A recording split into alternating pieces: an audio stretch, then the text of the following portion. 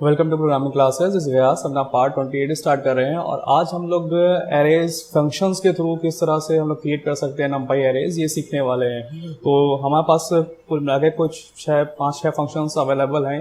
ठीक है, हम उसको एक एक करके देखते हैं। हम लोगों ने लिस्ट अप कर रखे हैं यहाँ पे नोटपैड पे। चला एक बार गो थ्रू होते हैं, देखते हैं।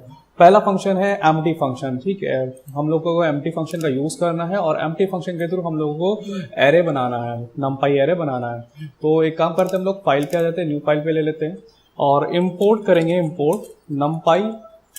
अब यहाँ पे एलियास जैसे कि हम लोगों ने लास्ट में बात कर रखी है, नंपाई का एलियास एनपी ले लेते हैं। एनपी की जगह हम कुछ भी और भी ले सकते हैं। ठीक है, बस ध्यान रखना जो भी वेरिएबल उसका एलियास बनाएंगे वही यूज करेंगे हम लोग बाद में। हम लोग करने क्या वाले थे, हम लोग एम्प्टी एरे क्रिएट करने वाले थे। तो यहाँ पे हम लोग एम्प्टी एरे क्रिएट करने के लिए एक वेरिएबल ले लेते हैं, ARR is equals to np dot empty. अब एम्प्टी एरे कुछ हमारे बाय डिफॉल्ट कुछ वैल्यूज ले लेता है अपने पैरामीटर में और जितनी भी वैल्यूज हमने इससे पास कर देंगे वो वही हमारे रिप्रेजेंट कर देगा आउटपुट में। हम इसको प्रिंट करवा के भी देख लेते हैं, प्रिंट ARR। F5 करते हैं, ये हमारा आउटपुट आ रहा है और हम लोगों ने वहाँ पे 4 दिया था। तो देखते हैं कि कितने आउटपुट हमारे आ रहे हैं। ये कुछ हमारा गार्बेज वैल्यू टाइप का ले रहा है और मतलब इसमें ये स्पेस, पहला स्पेस आया है, ये दूसरा स्पेस आया है, ये तीसरा स्पेस आया है, यानी टोटल 4 वैल्यू है। ठीक है, तो एम्प्टी फंक्शन हमारा जब भी चलेगा कुछ गार्बेज वैल्यू, मतलब गार्बेज वैल्यू को मतलब कुछ भी रैंडम पिक कर लेगा। हो सकता है कि हम इसको नेक्स्ट टाइम चलाएं, हमारी पॉसिबल है कि वो सेम वैल्यू दे, हो सकता है कि अलग अलग सिस्टम पे अलग अलग वैल्यूज इसकी आए। अब एक बार हम इसको और चलाएंगे, हम यहाँ पे इसको 3 कर लेते हैं, तब इसको 2 कर लेते हैं। ठीक है, और अब इसको चला के देखेंगे तो हमारा आउटपुट कुछ कम हो गया है, यानी 2 कॉम्बिनेशन आ रहे हैं गार्बेज वैल्यू देखिए चेंज हो गई है। ठीक है, पहले कुछ और आ रही थी, अब अभी कुछ और आने लगी है। अब यहाँ पे अगर हमें, ये तो हमारा सिंगल डायमेंशनल एरे बन रहा है, अगर हमें यहाँ पे 2D एरे बनाना हो तो हम लोग क्या करेंगे, यहाँ पे बिग ब्रैकेट्स लगाएंगे, 2x3, 3x3, 4x3 जितने का ही बनाना है आप यहाँ पे बिग ब्रैकेट्स में वो वैल्यू पास करिए और F5 करेंगे हम लोग। F5 करते ही हमारा ये कुछ गार्बेज वैल्यू हमारी आ रही है, यानी ये 2 रो हम लोगों ने क्या पास किया है, 2x3। ठीक है, 2 रो बन रही होंगी और 3 कॉलम्स बन रहे होंगे, यानी ये पहली रो, ये दूसरी रो। ठीक है, और कॉलम ये हमें दिख रहा है पहली वैल्यू, ये दूसरी रो की पहली वैल्यू, ये हमारी पहली रो के बाद दूसरा कॉलम ये आ रहा है। ठीक है, ये हमारा लास्ट कॉलम। ठीक, तो होपफुली आपने देखा होगा। अब यहाँ पे अगर आपको डेटा टाइप देना हो कि डेटा टाइप इसका क्या हो, तो डेटा टाइप हम यहाँ पे डिफाइन कर सकते हैं इन 32, यानी हमें इंटीजर टाइप का या फिर हम इंटीजर 8 बिट का देखना चाह रहे हैं। ठीक है, यहाँ पे कर सकते हैं डेटा टाइप में मेंशन करके। डेटा टाइप में कुछ एरर आ रही है, हम लोग उसको रेक्टिफाई कर लेते हैं। हाँ, यहाँ पे हम एक चीज भूल गए, यहाँ पे डेटा टाइप जब भी देते हैं हम लोग को देना पड़ता है अपने मॉड्यूल का नाम। ठीक है, एनपी हमने नहीं लिखा था, that's why it was raising error. F5 करते हैं। ठीक, अभी हमारी कुछ रैंडम वैल्यूज आ रही हैं और उसने इसको 0 पिक कर लिया, स्टार्टिंग में 116 पिक किया। ठीक है, और ये 2x3 का भी बना रहा है। तो होपफुली ये एम्प्टी हम लोगों ने समझ लिया है। चलते अपने नेक्स्ट फंक्शन की तरफ। नेक्स्ट फंक्शन हमारा क्या कह रहा है, नेक्स्ट फंक्शन हमारा कह रहा है कि क्रिएटिंग एनडी एरेज, एनडी का मतलब एन डायमेंशनल एरे है। ठीक है, यूजिंग फ्रोमाइटर फंक्शन हमारा। अब फ्रोमाइटर फंक्शन हम लोग देखेंगे क्या होता है। This function is use to create a ND array by using an iterable object. Iterable means जो कि रिपीट करता हो, जैसे कि लूप हमारे इटरेबल होते हैं, अपने आप को रिपीट करते रहते हैं। ठीक है, तो हम लोग यहाँ पे एक छोटा सा कोड करके देख ले रहे हैं। हम लोग पहली लाइन जैसे रखी थी वैसे ही रखेंगे, बाकी ये 2 लाइन को मॉडिफाई करेंगे अभी हम लोग। अब सपोज एक हम लोगों ने ITERABLE इटरेबल नाम का एक हम लोगों ने वेरिएबल लिया और यहाँ पे हम लोग क्या करना चाह रहे हैं, सपोज हमने A for A in range और ब्रैकेट में 6 पास कर दिया। ये हम लोगों ने इटरेशन के लिए वेरिएबल बनाया, यानी ये लूप हमारा रेंज जब हम लोगों ने पास किया है सिर्फ एक आर्गुमेंट के साथ, यानी ये लास्ट आर्गुमेंट है और लूप स्टार्ट होगा 0 से। ठीक है, 0 से 5 तक की चलेगा। अब हम लोग क्या करेंगे, हम लोग डायरेक्टली प्रिंट का भी यूज कर सकते हैं, print np dot fromiter, FROMITER fromiter. Then हमें ऑब्जेक्ट का नाम पास करना पड़ेगा, जो भी हम लोगों ने जहाँ पे ये इटरेबल स्टोर करवाया है, ये जो भी काम हो रहा है ये हमने इटरेबल में स्टोर करवाया है। और उसके बाद में हमें देना पड़ेगा उसका data type, D type is equals to float दे देते हैं। ठीक है, और उसको रन करा के देखते हैं। तो ये हमारा जो आउटपुट आ रहा है इसको हम समझने की कोशिश करते हैं कैसे आ रहा है। जरा ये आपने देखा कि ये जो लूप चलेगा, ठीक है, यानी अगर हम इतना पोर्शन पहले देखें तो हमारा 6 जो है, 6 हमारा एंडिंग पॉइंट है। स्टार्टिंग पॉइंट जब भी नहीं देते तो हमारा जो भी पॉइंट होता है वो एंडिंग पॉइंट माना जाता है। यानी ये स्टार्ट कहाँ से होगा, 0 से स्टार्ट होगा। यानी जब पहली बार चलेगा तो ए की वैल्यू कितनी होगी, 0 होगी। 0 इंटू 0 क्या आएगा, 0 ही आएगा ऑब्वियसली, ठीक है। यानी हमारा इटरेबल वेरिएबल 0 कंटेन कर रहा है, ठीक है। तो ये 0 ये प्रिंट हो गया। अब फ्लोट में है तो फ्लोट में पॉइंट वो अपने आप लगा दे रहा है ऑटोमेटिक, ठीक है।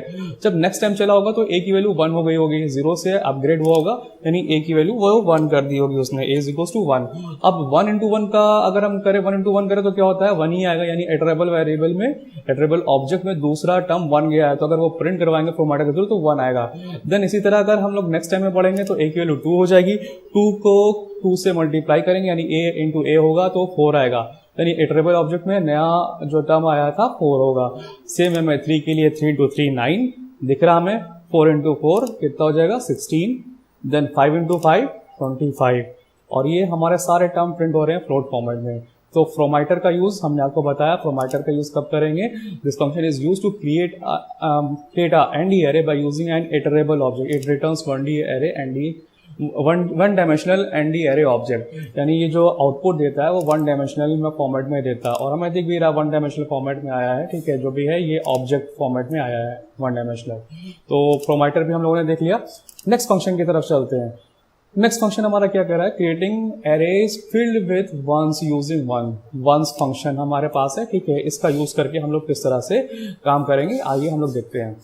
अब हम लोगों को ये 2 लाइन हम लोग फिर से मॉडिफाई कर ले रहे हैं, ठीक है। हम लोगों को नंपाई तो लेना ही लेना है, इंपोर्ट करना है, तो उसको हम लोग छेड़ नहीं रहे हैं।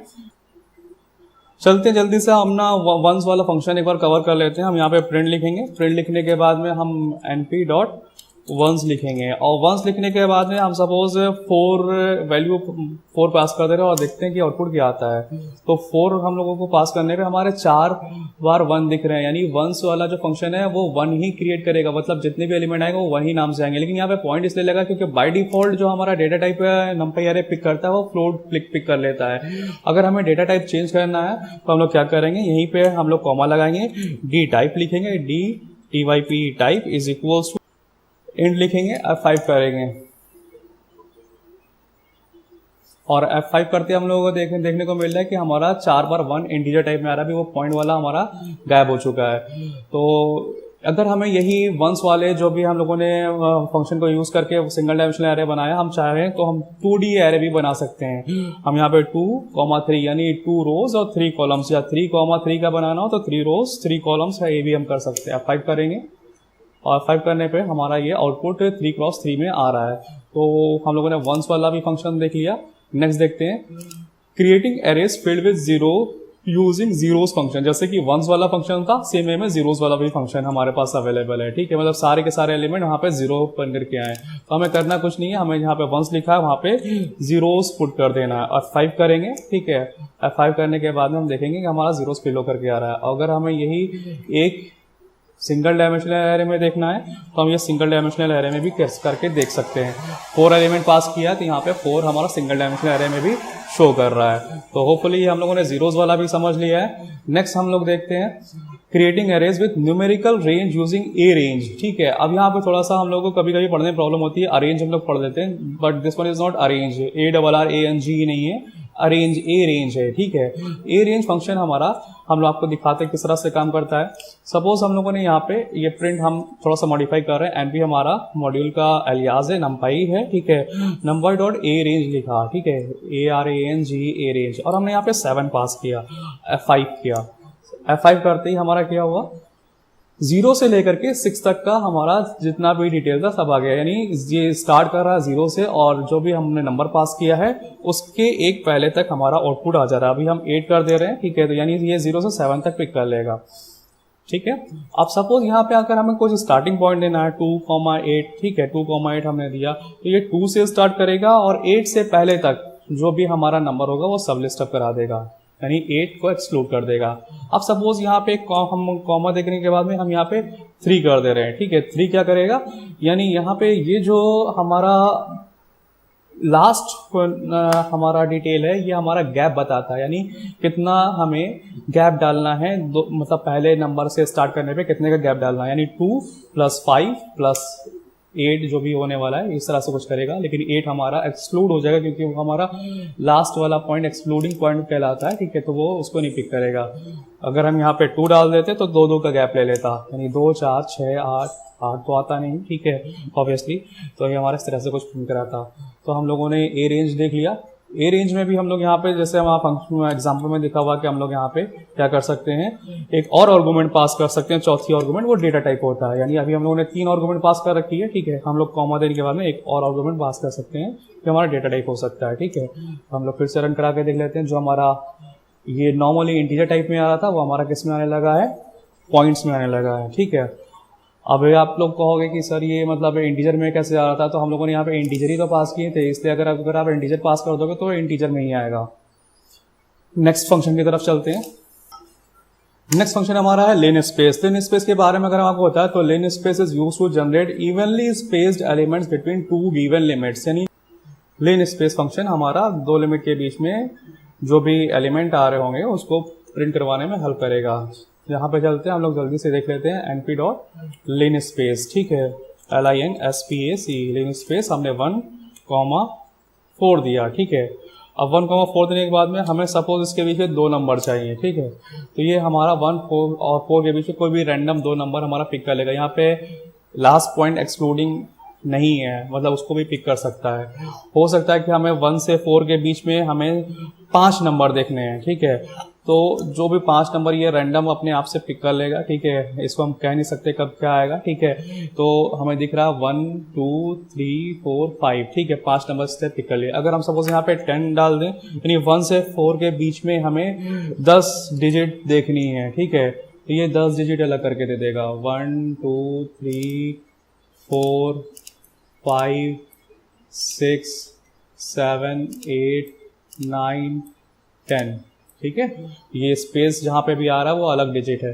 तो लेन स्पेस हमारा क्या कर रहा है, स्टार्टिंग और एंडिंग पॉइंट के बीच में जितने भी नंबर्स हमें चाहिए, ठीक है, उसको निकाल करके दे रहा है। अब सपोज यहाँ पे आपका मन किया 25 डालने का, ठीक है, तो 25 नंबर वो जो भी होगा वो पॉइंट्स में करके दे देगा, ठीक है। तो लेन स्पेस का काम हमारा बस इतना सा है। नेक्स्ट हम लोग देखते हैं अब 2D एरे। हमारा अभी तक हम लोगों ने जो बात करी वो 1D और 2D एरे में मतलब दोनों में ही काम कर रहा था। लेन स्पेस को छोड़ करके हम लोग जो काम करने जा रहे हैं वो 2D एरे पे ही करेंगे, ठीक। सपोज एक हम लोगों ने एरे लिया ARR1 is equals to np.arange, वो हमने यहाँ पे पास किया 10।